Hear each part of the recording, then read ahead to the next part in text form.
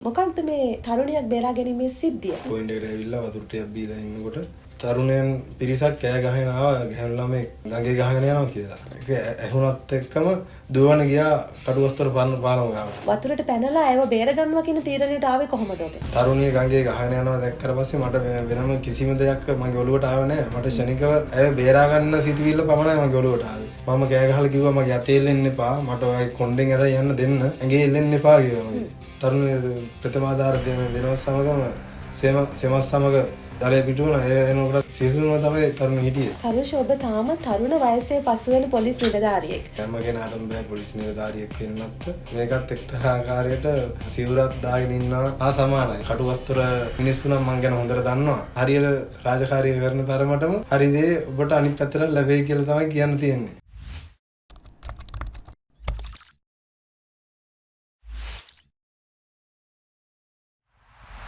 පොලිසියේ ජීව ගුණය රඳා පවතින්නේ එහි රාජකාරී කරන නිලධාරීන් මත.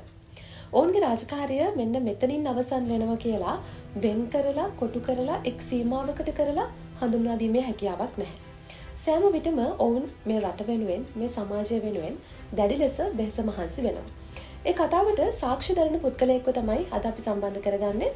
ඔබට මතක ඇති පසුගිය 10 වෙනිදා කටුගස්තොට පාලම අසල මහවැලි ගඟේ ගහගෙන ගිය තරුණියකගේ ජීවිතය බේරගත්ත වීර පොලිස් නිලධාරියෙකු පිළිබඳ කතාවක් රට පුරාම අපිට අහන්න දකින්න ලැබුණා.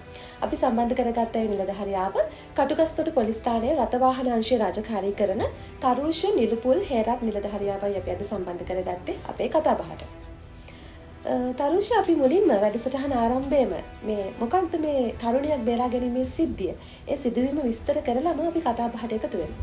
මම එදා උදේ මගේ රාජකාරී ස්ථානයේ ගුහාගොඩ හන්දියේ රථවාහන මෙහෙම සිටීමේ රාජකාරී සඳහා මම දෙන්න ගියා. උදේ ගිහිල්ලා දවල් 2:00 වගේ වෙනකොට දැඩිව වෙහෙසටපත් වෙලා හිටියේ වතුර ටිකක් බොන්න අපේ එතන තිබ්බ පොයින්ට් එකට ආවා. පොයින්ට් එකට ඇවිල්ලා වතුර ටිකක් බීලා ඉන්නකොට තරුණයන් පිරිසක් කෑ ගහගෙන ආවා ගැහණු ළමයි ගඟේ ගහගෙන යනවා කියලා.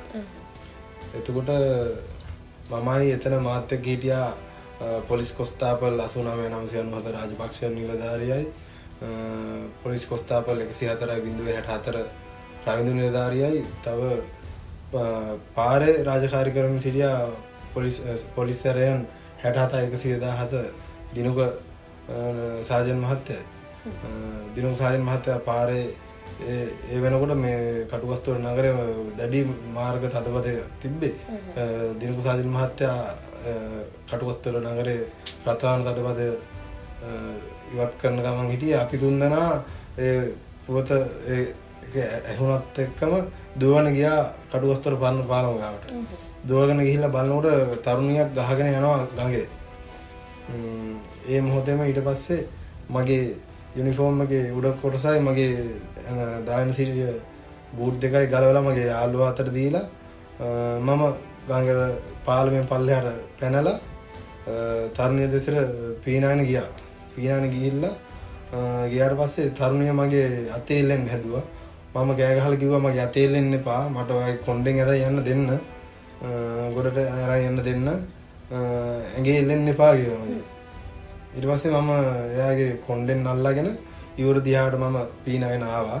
තරුණිය කොණ්ඩෙන් ඇදගෙන ඊට පස්සේ වට වෙලා හිටිය පිරිසයි මගේ සහෝදර නිලධාරීන් දෙදෙනා ඇවිල්ලා ඒ කට්ටිය සහයෝගයෙන් තරුණියව ගත්තා ඉවරෙන් ගොඩට අරගෙන මේ මගේ සහෝදර නිලධාරීන් දෙදෙනා මේ මූලික ප්‍රථමාධාර තරුණියට දුන්නා. මේ තරුණිය ප්‍රථමාධාර දෙනවත් සමගම සෙමස් සමග දලේ පිටුවන එනකොට සිසුනම තමයි තරුණ හිටියේ. පස්සේ ඒ අසලින් ගමන් කරමින් හිටිය පොලිස් සැරයන් 29360 විජිත සාජන් මහත්තයා මම කතා කරලා කිව්වා මෙහෙම සිද්ධියක් වෙලා තියෙනවා ඉක්මනට වීල්ලක් මෙතනට අරන් එන්න මේ තරුණිය රෝහල් ගත කරන්න කියලා. ඒ ශනිකව ක්‍රියාත්මක කළා විජිත සාජන් මහත්තයා එතනට වීල්ලක් අරගෙන සාජන් මහත්තයා පාරේ කටුවස්තර රෝහල්ට වැඩිදුර ප්‍රතිකාර සඳහා අපි යොමු කරා. ඊට පස්සේ ඉතින් ස්ථානාධිපතිතුමා හා රථවාහන ස්ථානාධිපතිතුමා දැනුවත් කරලා මම පොලිසියට ගියා. ඒ වෙලාවේ තරුෂ ඔබට වැඩි වෙලාවක් තිබුණ නැහැ මේ ඇගේ ජීවිතය බේර ගන්නවද එහෙම නැත්නම් අතෑරලා දානවද කියලා හිතන්න ලොකු වෙලාවක් තිබුණ නැහැ. කොහොමද එකපාරටම මේ අවදානම් සහගත තැනක් මේ ස්ථානය මේ වතුරට පැනලා ඒව බේරගන්නවා කියන තීරණයට ආවේ කොහොමද ඔබ? තරුණිය ගඟේ ගහගෙන යනවා දැක්කට පස්සේ මට වෙනම කිසිම දෙයක් මගේ ඔළුවට ආවේ නැහැ. මට ශනිකව ඇය බේරා ගන්න සිතුවිල්ල පමණයි මගේ ඔළුවට ආවේ. ඊට පස්සේ තමයි මම යුනිෆෝම් එක උඩ කොටසයි සපත් දෙක ගලවලා එහෙම වතුරට පැන්නේ. ඔබේ පවුලේ තව කවුද ඉන්නේ? මේ අම්මා තාත්තා ඉන්නවද? සහෝදර සහෝදරියෝ ඉන්නවද? මගේ පවුලේ ඉන්නේ අම්මයි තාත්තයි මල්ලි තාම ඉගෙනම ලබනවා. පවුලේ වැඩිමහල් දරුවා හැටියට ඔබට පවුල පිළිබඳ වගකීමකුත් තියෙනවා තරුෂ. ඒ වෙලාවේ අම්මව තාත්තව මල්ලිව මතක් වුණෙත් නැද්ද? ඒ වෙලාවේ පවුල ගැන මතකයට ආවත් අපි පොලිස් නිලධාරීන් වශයෙන් බැඳිලා තියෙනවා මහජනතාවගේ ආරක්ෂාව සහ මහජනතාව සේවයට. ඉතින් ඒක තමයි ප්‍රධානම දේ උනේ. තාමත්ම වටිනවා ඔබ ඒකල රාජකාරිය. තරුෂ එතකොට මේ ඔබ ජීවිත ආරක්ෂක ක්‍රම පිළිබඳව යම් කිසි හැදෑරීමක් හරි විශේෂිත ඉගෙනීමක් හරි කරලා තියෙනවද? ගමේ ඉන්නකොට නම් වැව් වල පීනලා තියෙනවා.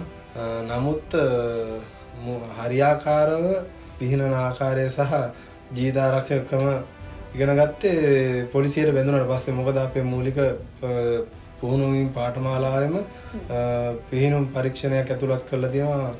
පිහිනුම් පරීක්ෂණය සමත් වුණේ නැති වුණොත් සේ ස්ථිර කරන්නේ නැහැ පොලිසිය. ඒ නිසා පොලිසියට ආවට පස්සේ ඒ ක්‍රමයන් ඉගෙන ගත්ත දේවලුත් උපයෝගී කරලා ඔබට හැකියාව ලැබුණා ඒ තරුණියගේ ජීවිතය බේරගන්න. කරුෂ ඔබ තාම තරුණ වයසේ පසුවෙන පොලිස් නිලධාරියෙක්. පොලිසියට ආවා කියන්නේ ඔබට මේ අභියෝගාත්මක රාජකාරිය ඇතුලේ ඔබේ නිදහස් ජීවිතය රිසිසේ ගත කරන්න තියෙන අවස්ථාව හරි අඩුයි. මොකද හිතෙන්නේ පොලිස් රාජකාරිය පිළිබඳව සහ ඔබට මේ ලැබිලා තියෙන ජීවිතය පිළිබඳව? ඇත්තටම කිව්වොත් පොලිසියට ආවට පස්සේ තමයි දන්නේ පොලිස් නිලධාරියෙක් කියන්නේ කවුද කියලා. සතුටු වෙනවා මම අද මේ ඉන්න තත්ත්වෙට. මොකද හැම කෙනාටම බෑ පොලිස් නිලධාරියෙක් වෙන්නත්.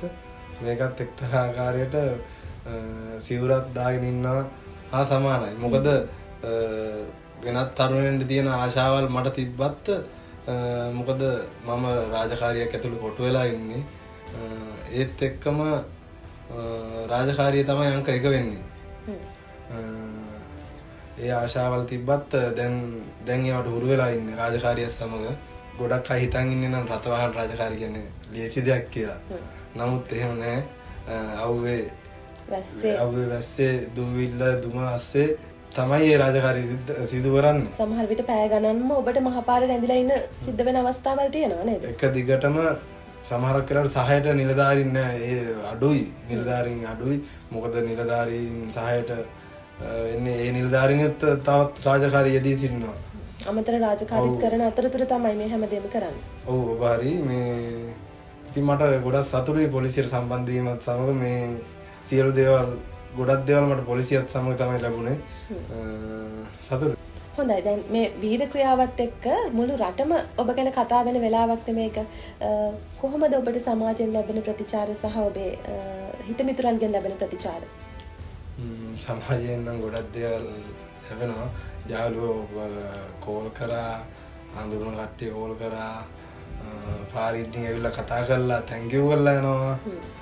කටුවස්තුර මිනිස්සු නම් මං ගැන හොඳට දන්නවා.